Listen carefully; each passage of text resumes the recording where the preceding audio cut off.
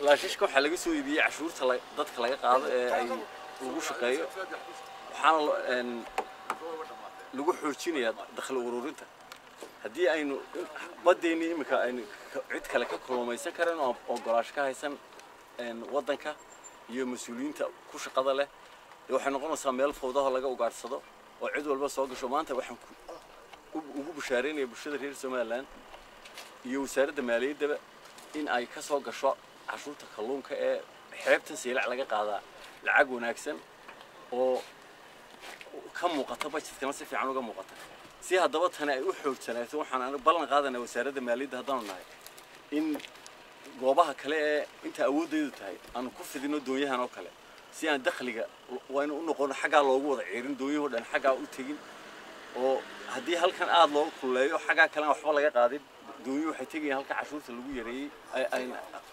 باورك بدن يشيرين ثانون كهولجلنا أدو ما تنتج دون كان المسارنا يقول شارع الصمت يعني هنا يجيب الحوك والحياة دون كان يراي مثلا واحد إذا ما ذكرت إلى عيب ورد إلى الليل شارعنا يمكن شيء يحوي قف سودي سمالنا دون ثاني هذا صعود عيد بدن وطان حوكينا maaha mid ay cid kale oo shisheeyay siisay maaha mid meel kale ka soo qaadnay maaha mid baryeelaynu gisiyay waa mid aynu jeebkeena ka bixinay ciidamadeena heeganka waa mar kasta ilaalinta xeebaha iyo kuwa dhulkuba waxay ku shaqeeyaan iyo qalabka ay ku shaqeeyaan waa mid ay cashuur waxa iska leh amaanteeda cashuur bixiyaasha reer Soomaaliland meel kasta ay joogaanba waxaad qofka arka sawirka halka ka daawada iyo dooyaha kale halka marayo dhan waxaad ogaataan inay tahay wax qabadkii idinku wadankiina geliseen wadaniyada kuwa kale ummadda kale reer Soomaaliland waxaan ku dhiirigelinayaa marka soo cashuurta aad bixinteeda sii badisaanba horumarka uu sii badanay bixinta cashuurta waa dawladnimadeena amaankeena badaheena wax oo dhan baa ku jira waxaan shacabka reer Soomaaliland meel kasta ay joogaanba ugu بورينيا إن عشورته سوى نكسم بحيان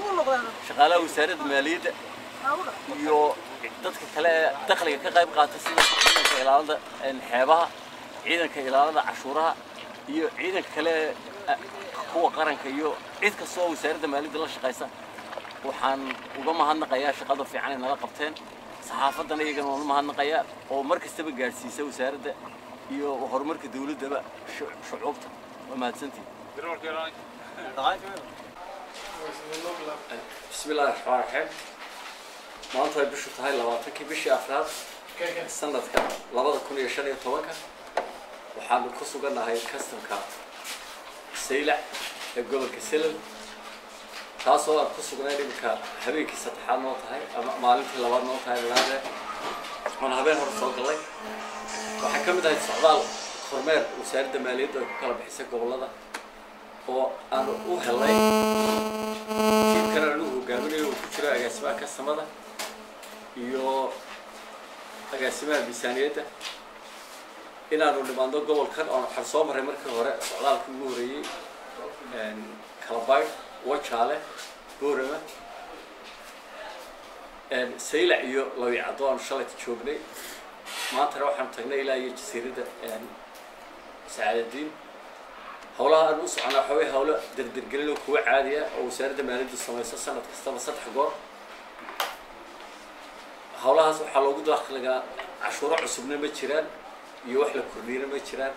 لكن دردقلوا كوي هوري يكون قلت سوي صعلات يبررشة الشقالة كورهين تجوبها شقالة وشوال وسارد صار أوبر أي والله هاين ميلها القصوار النورد يو دخل قوان صار النور دخل بسيون أكسبوا قصة على الحمد لله رب العالمين شغالوا سفي عم بيجودان ما نرسوا أرج وحنو بكسلان هاي هب كيلو تلقى لبر الأسعار وهي وجوب بدنا يبلها عن قصوار أنا وحوي وحهم فلوت هولها سيدي هولها لو بسيون أكلها ويوم ملك الصوص عطاء شقة كسعته وحلو جنبها هي وحي لجو قبلها الكورنيو وحيالها أنا إبى كسلة هاي السعودية كوا كوا ركتر و inkastoo dib hadhow toor bixinta madaxa wasaaradda aan siin doono haddana meelaha ka yara dhaxay waxaa ka mid ah halkan la yidhaahdo guriga ku yaala kasamka Looyacado oo ah guri qadiima oo astaan qaran ku taalo oo aad u burbursan oo xarunta booliska iyo saldhiggii booliska waxaa soo dhameeyay oo duusan inkastoo shalayto mar aan la hadlayay taliyaan ciidanka booliska uu sheegay la dhisayo haddana waxaan ogahay waxa laga sugo ajaanib inay ka sugto inay ka wanaagsan tahay waxa lagu bixiyo cashuurta dawladdu ay dhisto oo markiiba iyagoo dhamaadaan waxaan rajaynayaa inay anaga cid kale waxba ka sugin ay wasaaradda maaliyaddu tala gasho inay halkaa dhisto wasiirkana waan kala hadlay insha Allah iyadoo xal isleeyahay way wasiirku iyadaaba awalba ka warwari jirtay inay guriga la dhiso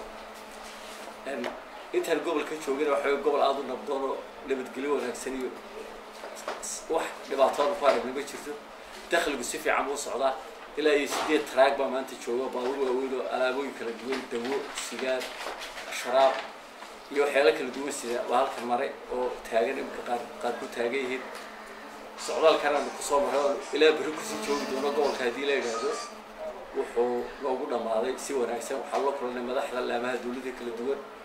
inkastoo bari subaxdii doonay la kulno kuwa deegaanka magaalada waxaan u mahadnaqayaa dhammaan dadka madaxda shucuurta shacabka iyo shaqaalaha dawladda ee ku sugan goobaha shaqadan maray ay ka mid tahay Kalbayd Wajaale Boorada Saylac iyo Looyacado oo runtii dadka dawladda u shaqeynaya halka jooga laamooda kala duwan ay si wanaagsan u wada jira oo isku duubnay ay u midaysan yihiin oo wada shaqeynayaan waxaan kaloo mahadnaqayaa cid kastoo gacan ka geystay safarkayga iyo saxaafadda madaxa bannaan iyo kuwa dawliga ah halka ku sugan waxaan u mahadnaqayaa ciidanka gaar ahaan ciidanka badda ee halkan ku sugan oo saldhig aad u weyn ah oo aan isleeyahay waa saldhigga ugu weyn Soomaaliland ciidanka xeebaha ilaalinta xeebaha taliyahooda Haaruun oo runtii ku suntan dakhliga Soomaaliland marka laga hadlayo ciidamada xeebaha sarkaal ku suntan inuu dakhliga kor uga qaaday oo qayb libaax ka qaatay la dagaalanka kontrabanka iyo gooyaha sharci darrada arrinta kasabka oo maamulaheedu iyo isku duubnida shaqaalihiisu ay meel sare gaarsiiyeen lacagta adag ee ka soo xirooto gobolkan sanadkii 2013 waxay ahayd $120,000 sanadkaas oo dhan balse sanadkii 2014 labada kun iyo 14 15 هذا أفريقيا طبعاً وحوها وقاري $600 iyo 40,000 halka waxa kan karaysaa lacag ka badan 400 oo dakhliga waxa xusid mudan inaanay jirin shilin cashuur oo la kordhiyay balse ay tahay cashuurtii la jideeyay oo la qaaday waa ogtid 2010 dakhliga wadanku ahaa 45 milyan haddana uu yahay dakhliga dawladda dhexe uu yahay $180 milyan intaas oo dhan waxa weeyaan cashuur la kordhiyay ma jirto asii cashuurtii dadku baaqan jirtay baa laga qaaday waxa jirta dhul badan oo ay wali cashuurtiisa la gaarin oo ay ka mid yihiin ganacsiga u badan xagga service-ka ama adeegga bixiya waxaan imika aan oran karaa dadka cashuurtoodii sidii loogu talagalay inta badan laga qaaday waa ganacsatada aad iyo aad baan ganacsatada reer Soomaaliland ugu mahadnaqayaa iyo dadka dekedaha wax kala soo dega iyo kuwa meelaha kala xuduudaha kala soo dega cashuuraha bariga laftigooda inkastoo aanay gobolka sel cashuuro bari oo goobo ganacsiyo badan aan lahayn waa dad kalluunka iyo kasab ku tiirsan marka gobolkan sel wuxuu sanadkii dhowdu ahaa gobol ay kaga duwanaa gobolada kale inuu dakhligiisa xoog u koro waxaan rajaynayaa maadaama dakhligii dawladdu sidaa u kora uu batay oo uu meel fiican marayo inay degmada Saylac ay ka muuqato dakhliga sida ogtii dawladda hoose waxay ku leedahay qayb lixaad loo wanaagsan bay ku leedahay lacagta halka ka soo xirota waxa 10% ay ku leedahay dawladda hoose diyaar khaldanayn marka waxa aan rajaynayaa inay dawladda hoose Saylac ay ka muuqato